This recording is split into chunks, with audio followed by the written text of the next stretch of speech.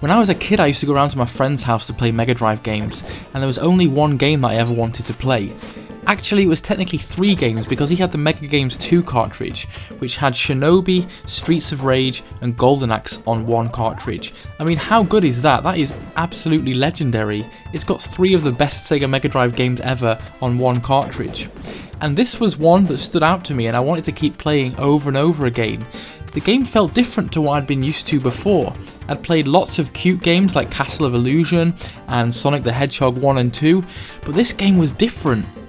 Here was a game that made you feel badass. It was like, you're gonna control as a ninja, you're gonna do flips, you're gonna fire shurikens out, you're gonna generally just kick ass, and it made me feel cool. It was a different type of game, and that was what drew my attention to it back then, and that feeling still stands to this day. I think part of what appeals to me about this game is the fact that they've managed to make you feel quite powerful. You're vulnerable, sure, if you're a little bit dopey and you don't know what you're doing, but actually your shuriken attacks are really weighty, and if you time them right, you kill enemies instantly. Add to that the fact that you can collect the power up, which as long as you don't take hits will give you an extra bonus, and it just makes you feel like you actually have strength. The levels are really beautifully designed as well. A lot of effort has gone into the environments here. The game kind of starts out with a more traditional Japanese ninja feel, but pretty soon you'll be progressing on to fighting against the army. I think they're an American army, and going on to some more industrial type levels and weird robotic type levels. And they work really hard to keep the game varied. The environments really do change as you go through, and the levels get kind of complex graphically. You know, there are some levels where there's a lot of foreground-background interplay, for example where you're jumping over a fence between a motorway and the foreground, or on one of the levels where you're shooting against the soldiers and you can jump backwards and forwards between the two. That's quite challenging, but it adds a nice sort of graphical touch and a nice dynamic to the game, because you've got to dodge things that are going on in the background, then jump across to the foreground to try and avoid cars or whatever, and it works really well and makes it really challenging. Challenging is a word that you could very easily use for this game. The game kicks my ass. The first few stages are alright and you can play it on an easy mode, but even then once you start getting up to stage 4 and 5, the game really starts to ramp. I guess it's noticeable to me that old school games really did have to make things get very difficult towards the later levels, because otherwise you'd complete them too quickly and the game would just finish, and it really becomes apparent here. I wouldn't say that it's cheap, but there are certain things that you couldn't possibly have known were coming until they happen to you. You've got to lose a life, learn the lesson, and go back again.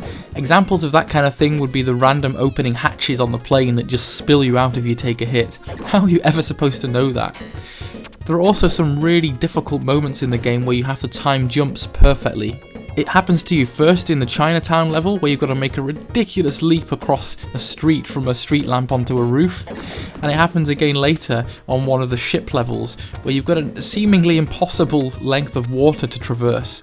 But anyway, apart from those areas, the game feels really nicely paced. One of the highlights of the game is the boss fights for me. These are really fun, and again very varied. You go from fighting a gigantic samurai in the first level to then taking on some of the soldiers later on.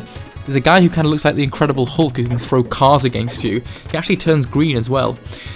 Mentioning superheroes though, I couldn't believe that there's actually a cameo in this game from Spider-Man. It's like, why is one of the bosses Spider-Man? That's just awesome. It kind of feels badass just throwing shurikens at Spider-Man and avoiding his webs. That's got to be one of the best Sega Mega Drive game cameos ever. One of the unique mechanics in this game is that you have special ninjutsu modes. I think you can choose 4 or 5 of these and they each do different things.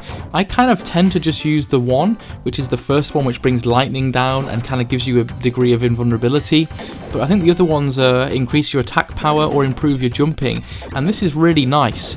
You can only use these once per level though, so you've kind of got to time it well and think about what you're doing. But they're definitely good to get you out of a pinch when you're doing a difficult boss battle, and it's just another element that adds variety to it. Of course, for the most part, you're going to be having to practice getting your jumping absolutely perfect. You've got to press the jump button twice to get the extra roll, and it can be pretty tricky. You have to do it just at the right moment when you're kind of at the apex of the jump if you want to get the double jump, and if you mess it up, you're going to end up dying more than you'd care to. I suppose footage of this game kind of speaks for itself. And in a similar vein, the music speaks for itself too. The music in this game is absolutely brilliant, it's legendary, and pretty much every level has a new track.